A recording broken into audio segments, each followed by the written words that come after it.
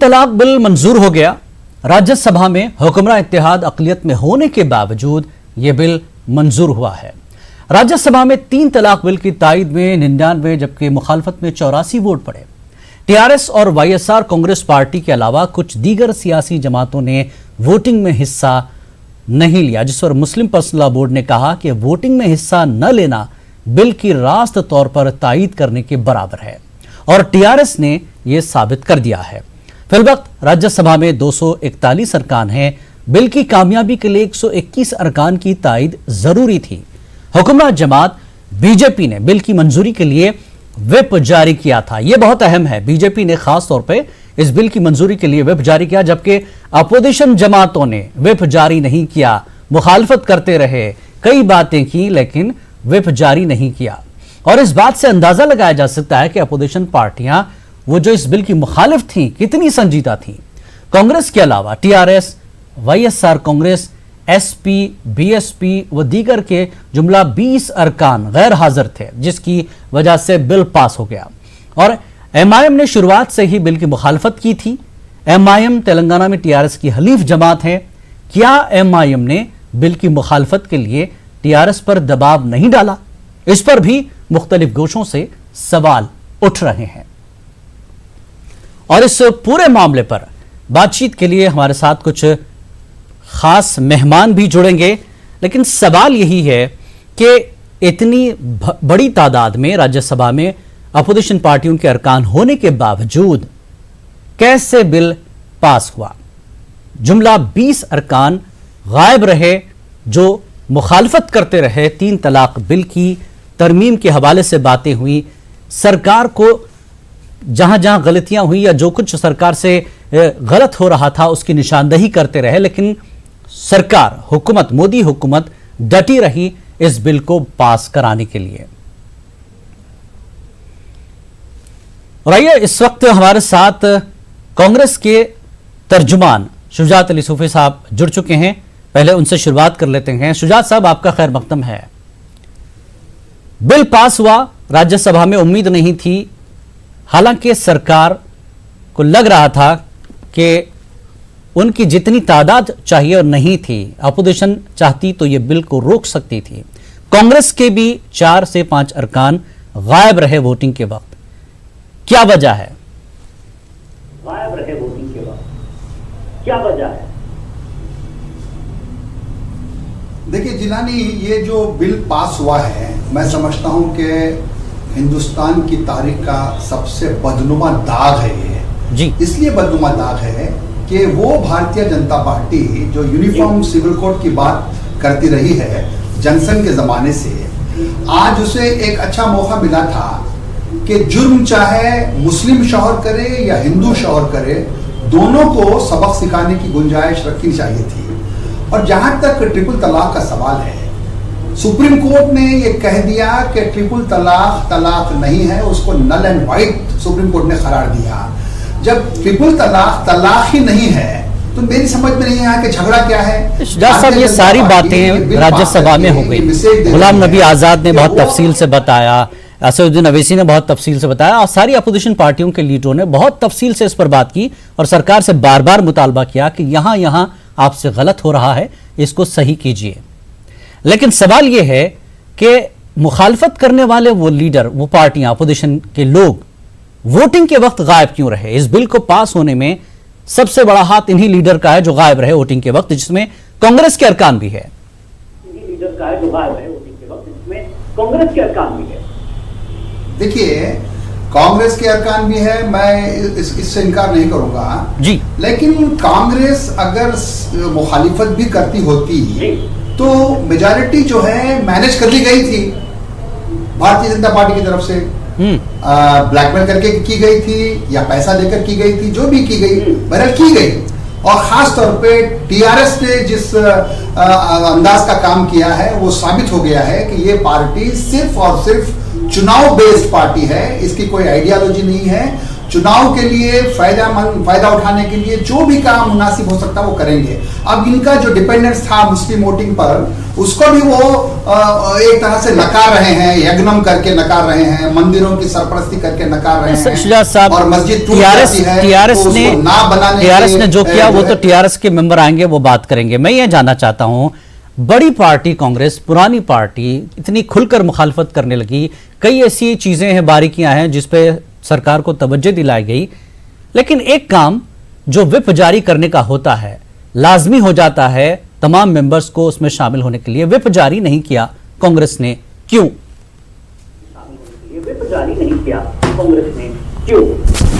मैं वही तो आपसे अर्ज कर रहा हूं ना, अगर व्हिप भी जारी होता तो यही होता जो हुआ है। व्हिप जारी ना भी होता या होता तो नतीजा तो वही था आपके सामने, क्योंकि भारतीय जनता पार्टी ने अपने स्टेम को मैनेज कर लिया था।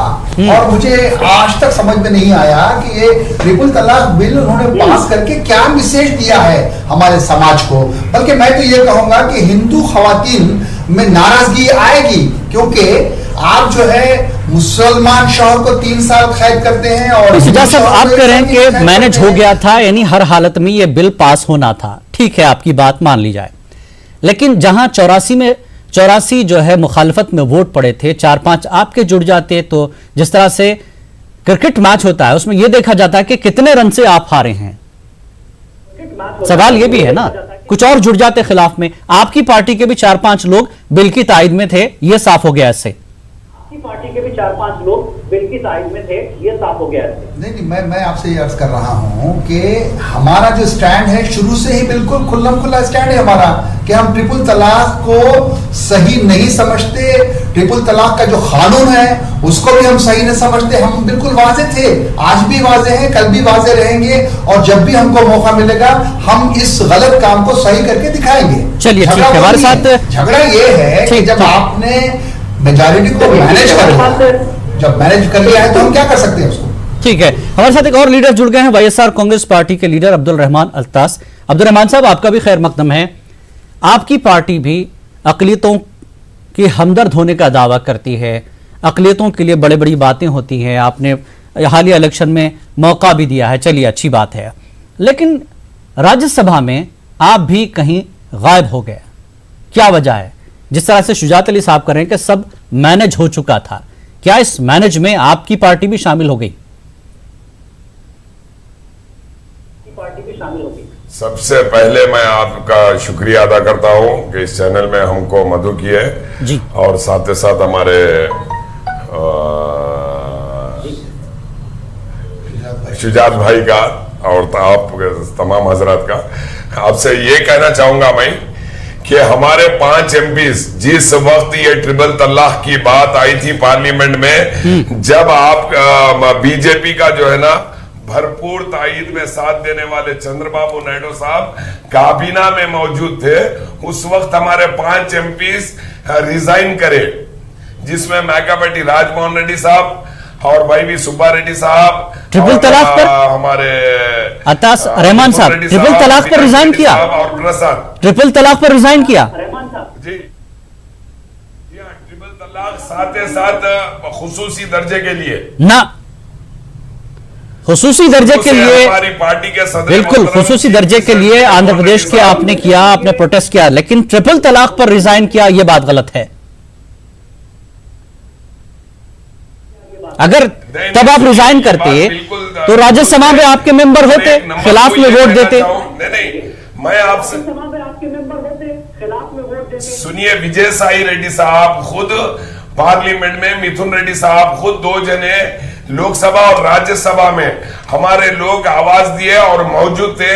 हम पार्लियामेंट को पीठ दिखाकर बाहर नहीं आए, और शुरू से मैं जनाब असदुद्दीन अवैसी साहब का भी शुक्रगुजार हूं कि जिस वक्त जगन मोहन रेड्डी साहब से बात करें, अभी यूट्यूब पे आपको मैं सुना भी सकता हूं जी, कि जगन मोहन रेड्डी साहब यही बोले कि हम क्रिमिनलाइजेशन के खिलाफ है, जी, ट्रिपल तलाक के हम खिलाफ है। ये बात इब्तिदा में हुई है। नहीं, आपके पार्टी लीडर कह रहे हैं कि हम खिलाफ हैं, आपके पार्टी के मेंबर्स ने सदन में कहा कि हम इस बिल के खिलाफ हैं, लेकिन जब वोट देने का वक्त आया खिलाफ में, उस वक्त गायब हो गए। क्या मैसेज दे रहे हैं आप? एक तरफ आप लोगों की आंख में धूल झोंक रहे हैं और दूसरी तरफ आप बीजेपी से मैनेज हो रहे हैं, जिस तरह से शुजात साहब ने कहा कि कुछ ऐसे लीडर्स को मैनेज कर लिया गया था बीजेपी की तरफ से। सुनिए, ऐसे लीडर्स को मैनेज कर दिया गया था बीजेपी की तरफ से। सुनिए, सबसे पहला सवाल, बीजेपी को किसी की जरूरत नहीं है, नंबर 1। नंबर 2 ये है कि हम शुरू से इसके खिलाफ जगनमोहन रेड्डी साहब भी रहे और हमारी सारी पार्टी का हमारा स्टैंड यही रहा। हम चंद्रबाबू नायडू साहब की तरह काबीना में रहते हुए, उनको बढ़ावा देते हुए, एक आदमी तेलुगु देशम से जो है ना कोई आवाज उठाया ट्रिपल तलाक के मामले में, बताइए आप। नहीं रहमान साहब, बात यह है आपकी पार्टी खिलाफ, आपके मेंबर खिलाफ रहे इस बिल के लिए।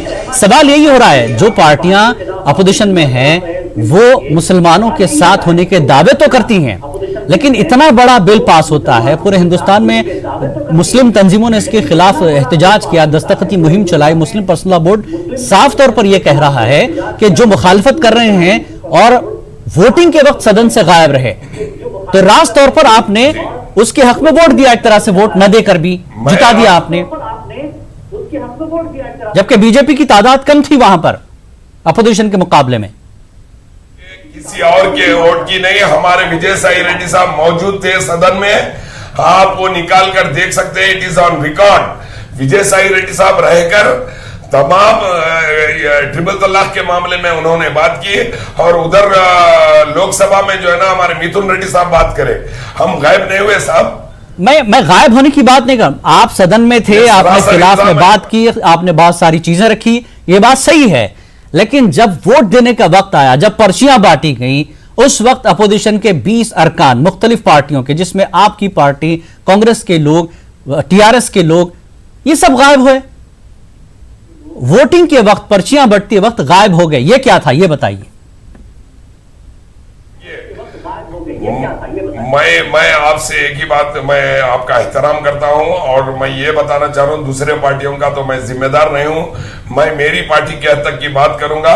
हमारे लोग बराबर, जिस वक्त पर्चियां बांटी गई, सब कुछ हुआ, उस वक्त विजय साई रेड्डी साहब भी मौजूद थे, और तमाम लोकसभा में जो है ना हमारे मिथुन रेड्डी साहब भी मौजूद थे, अविनाश रेड्डी साहब मौजूद थे, क्योंकि उस टाइम पे मेरी बिल्कुल उन लोग से बात होते रही, और वो लोग इसके खिलाफ में आवाज उठाए हैं।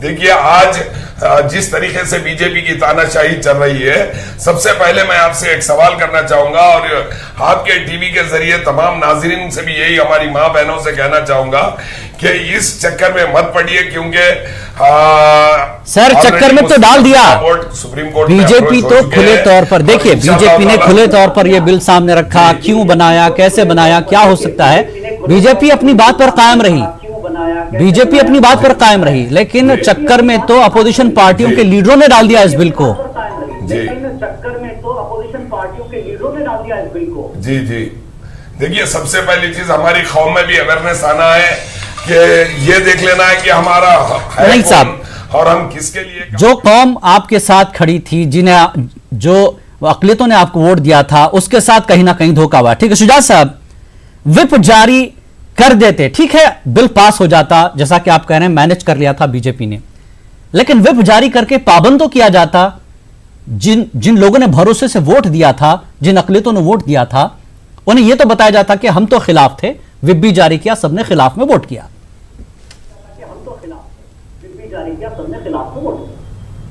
साहब हम शुजात साहब, देखिए ऐसा है, मैं एतराफ़ कर रहा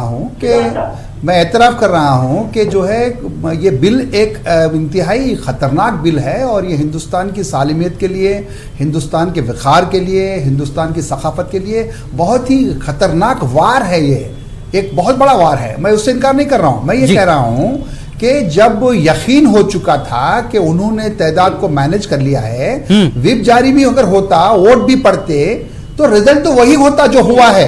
वो बहुत अहम है। ये टेक्निकल जो है हिचेस हैं, टेक्निकल बातें हैं, ये तो हुई हैं, इसकी भी कुछ रीजंस हो सकते हैं, लेकिन एक बात तो मुसल्लिमा है कि वो बीजेपी जो यूनिफॉर्म सिविल कोड की बात करती थी, अब एतराफ कर रही है कि हर फिरके का एक पर्सनल लॉ है। इसके लिए मैं उनको मुबारकबाद देता हूं। जी ठीक है, अच्छी बात है। शुजात साहब, चलिए पास हो गया बिल, विप जारी होता भी तो यही सूरत हाल होती, लेकिन जो लोग गायब रहे, पास हो गया बिल, विप जारी होता, जिन्होंने वोट नहीं दिया, पार्टी के साथ खड़े नहीं रहे, उनके लिए पार्टी क्या करेगी? जिन्होंने वोट नहीं दिया, पार्टी के साथ खड़े नहीं रहे, उनके लिए पार्टी क्या करेगी? देखिए, एक बात तो मुसल्लिमा है कि आज की जो सियासत है वो मादियत परस्ती पर चल रही है, आइडियोलॉजी तार तार हो चुकी है, सोच तार तार हो चुकी है। मैंने पिछले प्रोग्राम में भी आपसे कहा है कि पूरी सियासत एक लैप टैप पे चल रही है, जो इंतहाई खतरनाक रुझान है इस मुल्क के लिए। आपको, हमको, सभी को, सही सोचने वालों को आगे आकर के हिंदुस्तान को बचाने की जरूरत है। ट्रिपल तलाक एक छोटा सा जो है नुक्ता है, लेकिन असल नुक्ता यह है कि हम मुल्क को कहां ले जा रहे हैं, जमहूरियत को कहां ले जा रहे हैं, यह बहुत अहम है। और दूसरी बात, अभी जो वाकयात आए हैं, 3 या 4 वाकयात ट्रिपल तलाक के आए हैं जी। ना कुरान ट्रिपल तलाक को मानता है, ना सुप्रीम कोर्ट ट्रिपल तलाक को मानता है, ना मुस्लिम समाज ट्रिपल तलाक को मानता है। तो फिर ये कानून क्यों? क्या मैसेज देना चाहती है भारतीय जनता पार्टी? भारतीय जनता पार्टी इस मुल्क को तोड़ना चाहती है और हम इस मुल्क को जोड़ना चाहते हैं। जितनी कोशिशें हो सकती थी हमने कोशिशें की, हमने कभी अपने दामन को नहीं बचाया जिम्मेदारी से। लेकिन आज सूरत हाल यह है कि किसकी आइडियोलॉजी कहां है, कुछ समझ में नहीं आ रहा है। एक मंथन का वक्त है, एक तब्दीली का वक्त है, और तब्दीली जरूर आएगी, हमें यकीन है। और जब भी तब्दीली आएगी हम इन तमाम गलतियों को दुरुस्त करेंगे। ठीक है। रहमान साहब यह इतराफ कर लिया, शुजात साहब ने खासकर कहा कि जहां भी गलतियां हुई उसको दुरुस्त कर लिया जाएगा, जो कुछ हुआ। क्या वाईएसआर कांग्रेस भी कुछ ऐसा करेगी कि जो गलतियां हुई हैं राज्यसभा में, जो कुछ आपकी पार्टी लीडरों ने वोटिंग के वक्त साथ नहीं दिया, क्या पार्टी आपकी इस पर कोई कार्रवाई करेगी इन लीडरों के खिलाफ? या फिर जिस तरह से आपकी पार्टी की तरफ से कहा गया था, जो सरकार आंध्र प्रदेश के लिए बेहतर काम करने का मौका देगी या जो स्पेशल स्टेटस की बात हो रही, हम उस सरकार के साथ खड़े रहेंगे। तो ये स्पेशल स्टेटस के साथ और ट्रिपल तलाक के बीच में कोई समझौता तो नहीं हुआ वाईएसआर से? कोई समझौता तो नहीं हुआ वाईएसआर। देखिए जिलानी साहब, मैं आपसे एक ही बात अर्ज करना चाह रहा हूं, अगर हमारा समझौता होता तो चीफ मिनिस्टर साहब असदुद्दीन अवैसी साहब से बात करके हम ट्रिपल तलाक के खिलाफ है बोल के जगनमोहन रेड्डी साहब नहीं कहते थे। दूसरा, विजय साई रेड्डी साहब राज्यसभा में खड़े रहकर तमाम बात खुलासा कर दिए, वैसे ही मिथुन रेड्डी साहब भी करे। अब इसके बावजूद भी बीजेपी की अगर तानाशाही चलती है तो इस चीज को हम, आप हो या मैं हो, किस तरीके से जिलानी साहब नहीं कहेंगे? बताइए। रहमान साहब, बीजेपी की तानाशाही आप बता रहे हैं, लेकिन वोट तो आपके मेंबरों ने नहीं दिया ना। क्या कोई दबाव है आपकी पार्टी पर या आपके पार्टी के कुछ लीडरों पर इस तरह का? सुनिए साहब, किसी भी किस्म का कोई दबाव नहीं है। जगनमोहन रेड्डी साहब, सीएम साहब, 2 ही बात बड़े खुलासे बताए कि वेदर एनडीए और यूपीए, इलेक्शन से पहले भी बताए थे कि सेंटर में ये एनडीए आओ या यूपीए आओ, ये 2 मामला में करेंगे। नंबर 1 खुसूसी दर्जा, प्रत्येक ओहदा, और दूसरा ट्रिपल तलाक की बात आई थी जी, वो हो गया। ठीक है, ये 2 चीजों में हम कभी कॉम्प्रोमाइज नहीं करेंगे। तीर कमान से निकल गया रहमान साहब। हमारे साथ एक और लीडर हैं टीआरएस के, बुरहानुद्दीन जुड़ चुके हैं। बुरहान साहब, आपका भी खैर मकदम है। बुरहानुद्दीन, तेलंगाना के इंतखाबात में तो मुसलमान आपके साथ खड़े रहे, लेकिन जब इतना बड़ा मौका, इतना बड़ा इशू रहा मुसलमानों का, आपकी पार्टी के लीडर गायब हो गए इस इशू को लेकर के राज्यसभा से।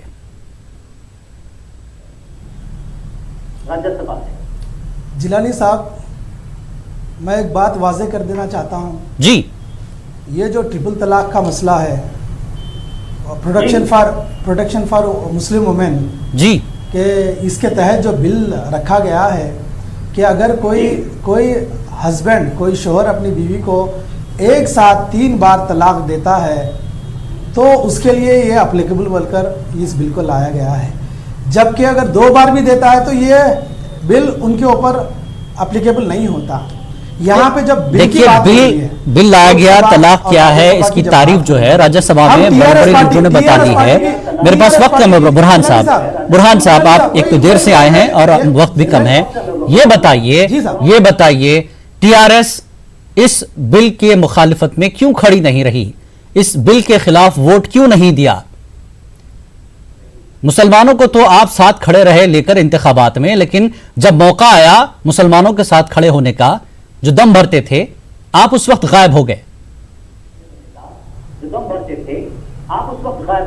क्योंकि पहले ही हम वाजे किए थे कि हम इस बिल के खिलाफ है हमारे एमपीज लोकसभा में ऑलरेडी इसकी मुखालिफत कर रहे थे, इसको अपोजिट कर रहे थे। लेकिन पिछले जो 26 जुलाई के टाइम पे लोकसभा में जो बिल पास हुआ और 31 के दिन जो पास हुआ राज्यसभा में, उस दिन हमारे एमपीज एब्सेंट थे, इसलिए कि पहले ही हम जब डिक्लेयर कर रहे हैं कि हम इस बिल को अपोज कर रहे हैं। ये बिल में कुछ चेंजेस की जरूरत है।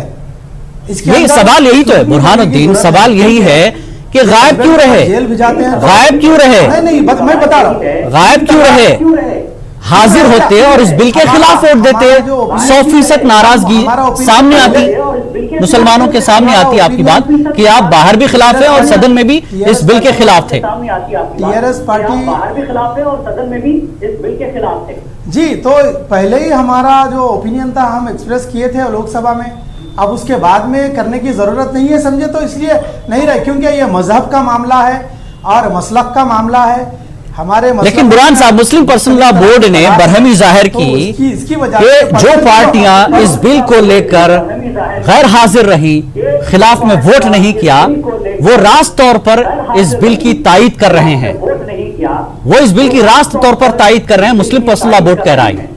नहीं, तायीद की नहीं, आप गैर हाजिर होकर भी इस बिल की तायीद कर रहे हैं। बोर्ड की इज्जत हम सभी मुसलमान गैर करते हाजिर हैं। होकर भी इस बिल की तायीद कर रहे हैं।